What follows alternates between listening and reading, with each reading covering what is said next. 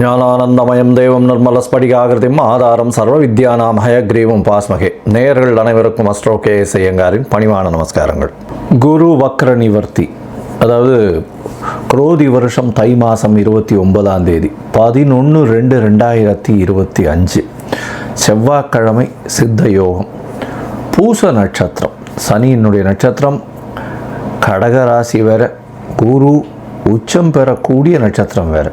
நல்ல ஒரு நட்சத்திரத்தில் அந்த அன்னைக்கு குரு வக்ர நிவர்த்தி அடைகிறது பெரிய விசேஷம். வக்ர நிவர்த்தி எவ்வளோ நாளைக்கு இருக்குது அப்படின்னா 11/2/2025 11/5/2025 வரலும் ரிஷபத்திலேயே குரு வக்ர நிவர்த்தி பெற்று நல்லபடியாக இருக்கார். வக்ரம்ன்றதை பற்றி ஏற்கனவே சொல்லியிருக்கோம்.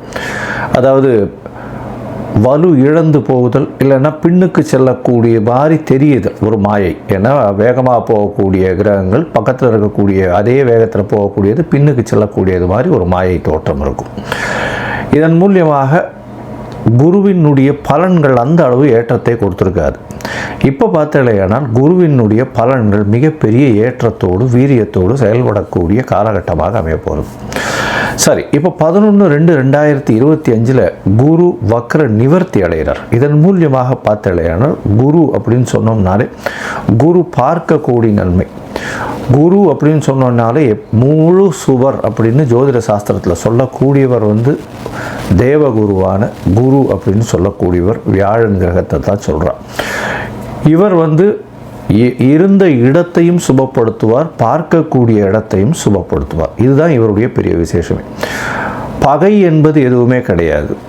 அதை தவிர எதிர் இடத்துல போயிட்டார், அதாவது எதிராளிகளோட போயிட்டார் அப்படின்னால இதுவாக கொடுத்துருவார். அதாவது உங்களுக்கு ஒரு நல்ல வெற்றியை கொடுக்கறதுக்கு பதிலாக தோல்வியை கொடுப்பார் அப்படின்றது கிடையாது. ஒன்று குரு பார்த்தார்னா அந்த இடம் சுபப்படும், இல்லைன்னா அந்த இடத்துல ஒன்றும் இல்லாமல் அவர் ஒன்றும் பண்ண மாட்டார், அசுபப்படாது. அது குருவினுடைய ஒரு பெரிய ஏற்றம். அதனால் வெற்றி கிடைக்கும் அப்படின்னா குரு இருந்தால் வெற்றி, குரு இல்லைன்னா தோல்வி கிடைக்குமானா தோல்வி கிடைக்காது. வெற்றிக்கு அவர் வழி வகுக்க மாட்டார், அவ்வளோதான். சரி, இப்போ குரு ரிஷப ராசியில் இருக்கார். இந்த காலகட்டத்தில் பார்த்தாலேனால் குரு பார்வை அப்படின்னு சொல்லக்கூடியது 7ஆம் இடம் அப்படின்னு சொல்லக்கூடிய விருச்சிகத்திலையும், அதாவது எல்லா கிரகங்களுக்கும் உண்டான பார்வைகள்னு சொல்லக்கூடியது 7ஆம் இடத்துல விழும். அதை தவிர விசேஷ பார்வை அப்படின்னு சொல்லக்கூடியது 5, 9 அப்படின்னு 2 இடத்த சொல்கிறோம். 5ஆம் இடம்னு சொல்லக்கூடியது கன்னியிலையும், 9ஆம் இடம்னு சொல்லக்கூடியது மகரத்திலையும் விழப்போகுது. இதன் மூலியமாக உங்களுக்கு எல்லா விதமான வெற்றிகளும் எல்லா விதமான ஏற்றங்களும் கிடைக்கக்கூடிய காலகட்டம். குருவை ஏன் எவ்வளோ இதுவாக சொல்கிறோம் அப்படின்னா, காலபுருஷ தத்துவத்தின் 9வது ராசிக்கும் 12வது ராசிக்கும் அவர் அதிபதியாக வரார். 9வது ராசின்னு சொல்லக்கூடியது பாக்யஸ்தானம், அதாவது பிதாவை குறிக்கக்கூடியது, தந்தையை குறிக்கக்கூடிய ஸ்தானம், பிதாவை குறிக்கக்கூடிய ஸ்தானம், தந்தையின் மூலியமாக வரக்கூடிய சொத்துக்கள், அதை தவிர பாக்கியங்கள், மூதாதையர்களின் சொத்துக்கள், உங்களுக்கு நடக்கக்கூடிய விஷயங்கள் நீங்கள் நினைக்காமலேயே நீங்கள் எது நினைக்கிறீங்களோ அது நிற்கக்கூடிய காலகட்டமாக அமையும். அது குருவினுடைய இயல்பு. அதனால தான் குரு பார்க்கக்கூடிய நன்மை, குரு இருக்கும் வீட்டை விட பார்க்கும் இடம் அதீத பலப்படும்னு சொல்லக்கூடியது. 12ஆம் இடம்னு சொல்லக்கூடியது அயன சயன போகஸ்தானம், நல்ல விரயஸ்தானம்னு சொல்லக்கூடியது. இதில் குரு அவருடைய காலபுருஷ தத்துவத்தின் 12வது வீடாக இருக்கிறதுனால சுப செலவுகளுக்கு ரொம்ப முக்கியத்துவம். செலவுகளும் கரெக்டாக பார்த்து செலவு பண்ணணும், தேவையற்ற செலவுகள் செய்யக்கூடாது. அது தவிர வெளிநாடு இம்போர்ட் எக்ஸ்போர்ட் பிஸ்னஸ் எல்லாம் நல்லபடியாக ஏற்றம் கொடுக்கக்கூடிய விஷயங்களாக இருக்கும். மத சம்பந்தமான விஷயங்கள், மத குருமார்கள் இவர்கள் எல்லாருமே இந்த குருவினுடைய அருள் அதிகமாக இருந்தால் மட்டும்தான் அந்த பீடத்தை அலங்கரிக்க முடியும். அமைச்சர்கள், அதை தவிர கல்வியாளர்கள்னு சொல்லும்போது சொல்லிக் கொடுக்குற டீச்சர், ப்ரொஃபஸர்ஸ், அதை தவிர கோல்ட் ஸ்மித்து, அதை தவிர பார்த்தோம்னா பேங்கிங் இண்டஸ்ட்ரியில் இருக்கிறவங்க, பேங்கிங் இண்டஸ்ட்ரியிலையும் பார்த்தீங்கன்னா கேஷியர்ஸு, அந்த மாதிரியான விஷயங்கள் இருக்கிறவ ரொம்பவும் பெரிய விசேஷம்.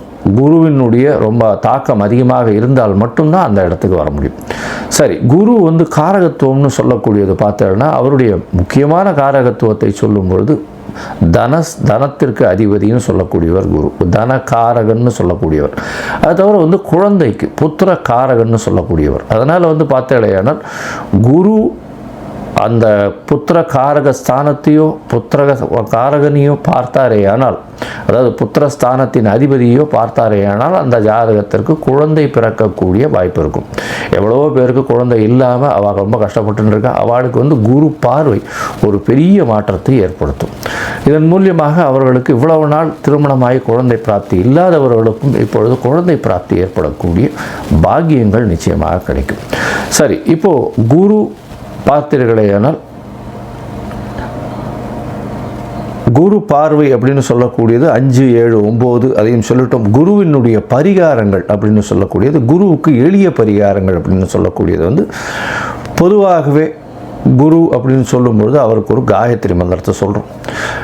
குருவினுடைய காயத்ரி மந்திரம் அப்படின்னு சொல்லக்கூடியது குரு பிரம்மா, குரு விஷ்ணு, குரு தேவோ மகேஸ்வரா, குரு சாக்ஷாத் பரபிரம்மா தஸ்மை ஸ்ரீ குரவே நமஹ அப்படின்ற இந்த குரு காயத்ரி மந்திரமும், இது இல்லைன்னா ஓம் ரிஷபத்வஜாய வித்மஹே கிருணிஹஸ்தாய தீமஹி தன்னோ குரு பிரச்சோதயாத் அப்படின்ற குரு காயத்ரி மந்திரத்தையும், அதை தவிர பார்த்தேனால்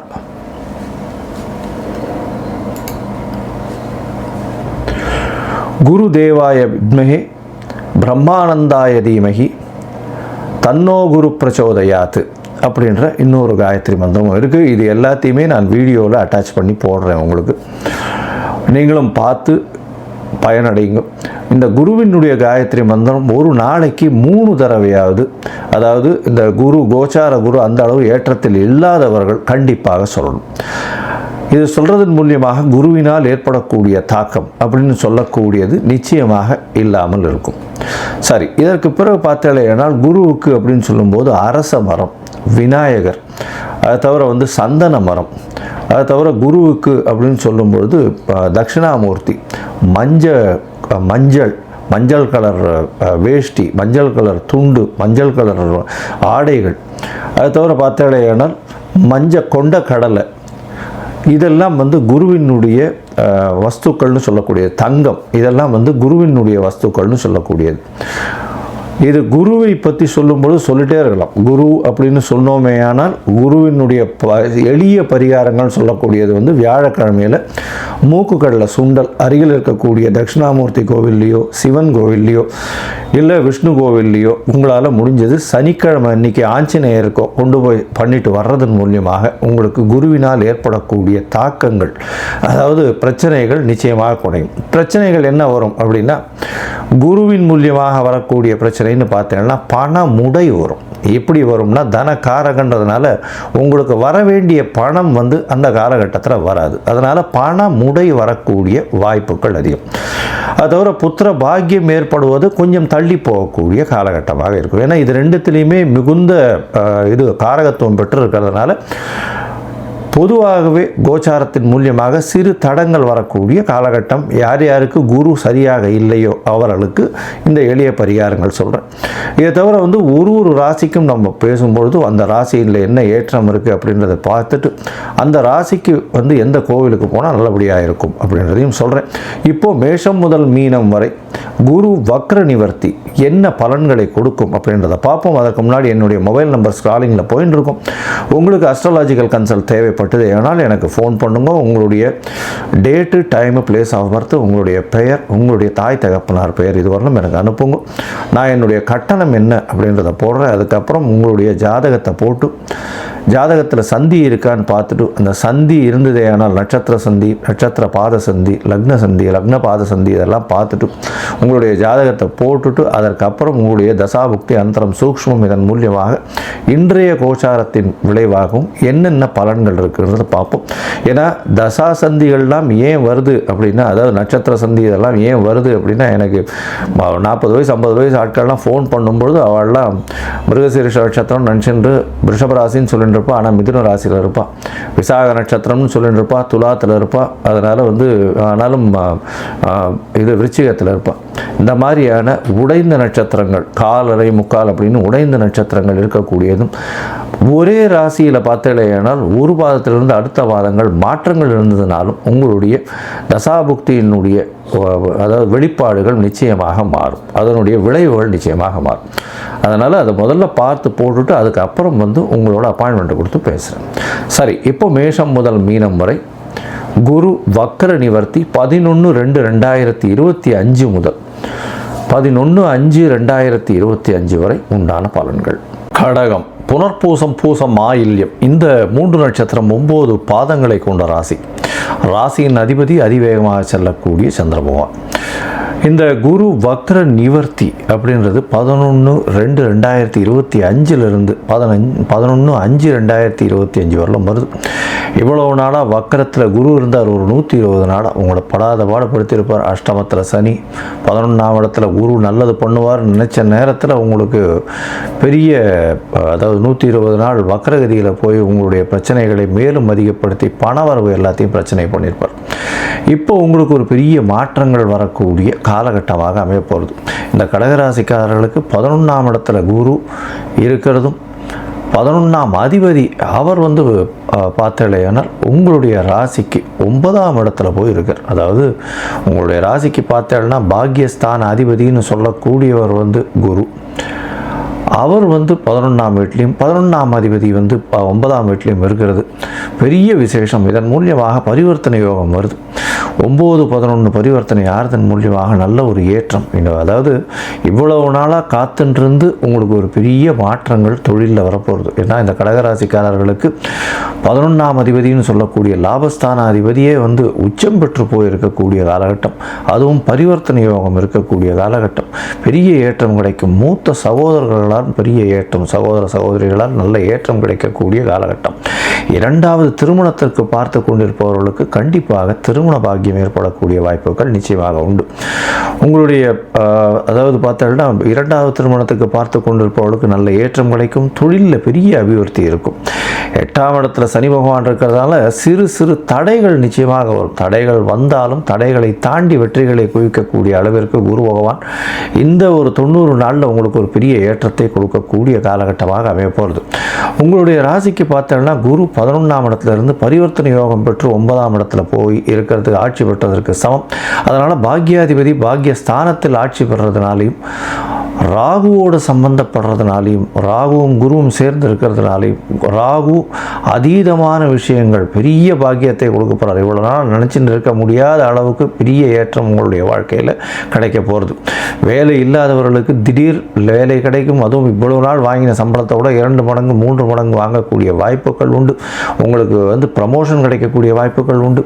வெளிநாடு போய் படிக்கக்கூடிய பாக்கியம் நிச்சயமாக இருக்கும். அதாவது பசங்க இந்த எக்ஸாம், அதாவது வெளிநாட்டுக்கு போய் படிக்கணும்னு மாஸ்டர் டிகிரிஸ் எக்ஸாமுக்கு பார்த்துட்டு இருந்தது. ஆனால் கண்டிப்பாக வெளிநாடு போய் படிக்கக்கூடிய பாக்கியம் இந்த காலகட்டத்தில் நிச்சயமாக இருக்குது.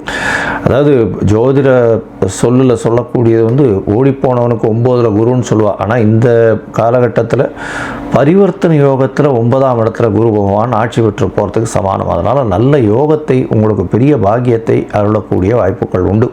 அது தவிர உங்கள் தந்தையின் மூலியமாக சொத்துக்கள் வரக்கூடிய காலகட்டம், தந்தையின் மூலியமாக பணம் வரக்கூடிய வாய்ப்புகள் நிச்சயமாக உண்டு. எடுத்த காரியத்தில் அனைத்திலும் வெற்றி பெறக்கூடிய வாய்ப்புகள் நிச்சயமாக இருக்கும். இந்த காலகட்டத்தில் பார்த்தோம்னா குரு வக்ர நிவர்த்தி பயிற்சி காலகட்டத்தில் குரு பகவானின் பார்வையான 5, 7, 9 அப்படின்னு சொல்லக்கூடியது உங்களுடைய ராசிக்கு 3ஆம் இடம் அப்படின்னு சொல்லக்கூடிய கன்னியிலையும் 5ஆம் இடம்னு சொல்லக்கூடிய விருச்சிகத்திலையும் 7ஆம் இடம்னு சொல்லக்கூடிய மகரத்திலையும் உணருது. இதன் மூலியமாக பார்த்தோம்னா திருமணத்திற்கு பார்த்து கொண்டு இருக்கக்கூடிய இளைஞர்களுக்கு கண்டிப்பாக திருமண பாக்கியம் கைகூடக்கூடிய காலகட்டமாக அமைய போகிறது. ராசிக்கு 3ஆம் இடத்தை வந்து குரு பார்க்குறார். இவ்வளவு நாளாக வந்து முயற்சிகளில் சிறு சிறு தொய்வு ஏற்படக்கூடிய காரணங்களாக இருந்திருக்கும். ஏன்னா கேதுவும் 3ஆம் இடத்துல இருக்கிறதுனால எல்லா விஷயத்திலையும் சற்று பின்னடைவை கொடுத்தே அவர் வெற்றியை கொடுப்பார். இப்போ குரு பார்க்கறதுனால உங்களுக்கு எல்லா விதமான ஏற்றங்களும் கிடைக்கக்கூடிய காலகட்டமாக அமைய போகிறது. உங்களுடைய ராசிக்கு 3ஆம் இடத்தை பார்க்கறதுனால எழுத்து பணியில் இருக்கிறவங்க, ஆர்ட் டைரக்டர்ஸாக இருக்கிறவங்க, வேளாண்மை பண்ணுறவங்க, பயிர் பண்ணுறவங்க, அது தவிர ஆட்டோ ரிக்ஷா, வேகமாக உணவு பதார்த்தங்கள் எடுத்துக்கொண்டு செல்லக்கூடிய இந்த ஸ்விக்கி, ஜொமேட்டோ இந்த மாதிரி இதில் வேலை செய்கிறவங்க, அது தவிர வந்து பால் பதனிடும் வியாபாரம், பால் வியாபாரம், தண்ணீர் வியாபாரம், இதெல்லாம் வந்து அமோகமான ஏற்றத்தை கொடுத்து உங்களுக்கு ஒரு பெரிய மாற்றத்தை வாழ்க்கையில் கொடுக்க போகிறது. அது தவிர பார்த்தாலேயானால் முயற்சிகள் எல்லாமே வெற்றியடையக்கூடிய வாய்ப்புகள் உண்டு. குழந்தை பிராப்தி ஏற்படக்கூடிய வாய்ப்புகள் நிச்சயமாக உண்டு. அதாவது உங்களுடைய ராசிக்கு பார்த்தோன்னா 5ஆம் இடத்தை குரு பகவான் பார்க்குறார். 5ஆம் இடத்தை குரு பகவான் பார்க்குறது பெரிய விசேஷம். ஏன்னா புத்திர காரகன்னு சொல்லக்கூடியவரே புத்திரஸ்தானத்தை பார்க்குறார். இதனால் இவ்வளவு நாள் குழந்தை பிராப்தி இல்லாதவர்களுக்கு கண்டிப்பாக குழந்தை பாக்கியம் ஏற்படக்கூடிய வாய்ப்புகள் நிச்சயமாக உண்டு. இந்த காலகட்டத்தில் உங்களுடைய ராசிக்கு 9ஆம் பார்வையாக 7ஆம் இடத்தை பார்க்கக்கூடிய குரு பகவான் உங்களுக்கு திருமண பாக்கியத்தை ஏற்படுத்தக்கூடிய காலகட்டமாக அமைய போகிறது. உங்களுக்கு புதிய பதவி, புகழ், அந்தஸ்து, கௌரவம்லாம் வரக்கூடிய காலகட்டமாக அமையிறது. இந்த காலகட்டத்தில் பார்ட்னர்ஷிப் பிஸ்னஸில் பெரிய ஏற்றம் கிடைக்கக்கூடிய வாய்ப்பு, பார்ட்னர்கள் மூலியமாக நல்ல ஒரு லாபம் கிடைக்கக்கூடிய காலகட்டமாக அமைய போகிறது. எதிர்பாலினத்தவர் மூலியமாக வெற்றி நிச்சயம் கிடைக்கக்கூடிய காலகட்டமாக அமைய போகிறது. இந்த குரு வக்ர நிவர்த்தி காலகட்டத்தில் ஏற்கனவே எளிதான அதாவது பரிகாரங்கள் அப்படின்னு சொல்லியிருக்கோம். அதை தவிர நீங்கள் அருகில் இருக்கக்கூடிய தட்சிணாமூர்த்தியை வியாழக்கிழமையில் போய் சேவிச்சுட்டு வர்றதும், இல்லைன்னா நவகிரகத்தில் இருக்கக்கூடிய குருவை போய் வியாழக்கிழமை 3 நெய் விளக்கு போட்டுட்டு வர்றதன் மூலியமாகவும், மஞ்ச வஸ்திரம் தானம் கொடுக்கறதன் மூலியமாகவும் நீங்கள் நினைத்த காரியங்கள் நினைத்த இடத்தில் நினைத்த நேரத்தில் நிச்சயமாக நடக்கும். உங்களுக்கு பார்த்துடையாலும் நல்ல ஒரு ஏற்றமான காலம். மொத்தத்தில் இந்த கடகராசிக்காரர்களுக்கு குரு வக்ர நிவர்த்தி பெரிய ஏற்றத்தை கொடுக்கும், திருமண பாக்கியம் கொடுக்கும், முயற்சிகள் அனைத்திலும் வெற்றி கிடைக்கக்கூடிய காலகட்டம். எழுத்துப்பணி, அதை தவிர ஆர்ட் டைரக்டர்ஸு, அதை தவிர பார்த்தாலேயானால் முயற்சிகள் எல்லாவற்றிலும் வெற்றி கிடைக்கும். குழந்தை பிராப்தி ஏற்படக்கூடிய பாக்கியம் உண்டு. குழந்தை பிராப்தி இவ்வளவு நாள் இல்லாதவர்களுக்கு குழந்தை பிராப்தி நிச்சயமாக உண்டு. 2வது திருமணத்திற்கு பார்த்து கொண்டிருப்பவர்களுக்கு கண்டிப்பாக திருமண யோகம் நிச்சயமாக இருக்கும். பரிவர்த்தனை யோகத்தின் மூலியமாக பாக்கியங்கள் அதிகமாகக்கூடிய வாய்ப்பு உண்டு. தந்தையின் மூலியமாக சொத்துக்கள் வரும். வெளிநாடு போய் படிக்கக்கூடிய பாக்கியம் மாணவர்களுக்கு ஏற்படும். தந்தையின் உடல்நிலையில் பெரிய ஏற்றம் கிடைக்கக்கூடிய காலகட்டம். புதிய வேலை அமையக்கூடிய காலகட்டம். வேலையின் மூலியமாக இருக்கக்கூடிய வேலையில் ப்ரமோஷனும் இன்க்ரிமெண்ட்டும் கிடைக்கக்கூடிய வாய்ப்புகள் நிச்சயமாக உண்டு. உங்களுடைய ராசிக்கு குருவின் நல்ல ஒரு ஏற்றம் இருந்தால் சனி 8ஆம் இடத்திலிருந்து உங்களுடைய முயற்சிகளில் சிறு சிறு பிரச்சனைகளையும் உங்களுடைய தொழில் ஸ்தாபனங்களில் பிரச்சனைகளையும் ஏற்படுத்தக்கூடிய வாய்ப்பு உண்டு. அதனால் உங்களுக்கு 85 விழுக்காடு இந்த குருவினுடைய வக்ர நிவர்த்தி பெரிய ஏற்றத்தை கொடுக்கும்.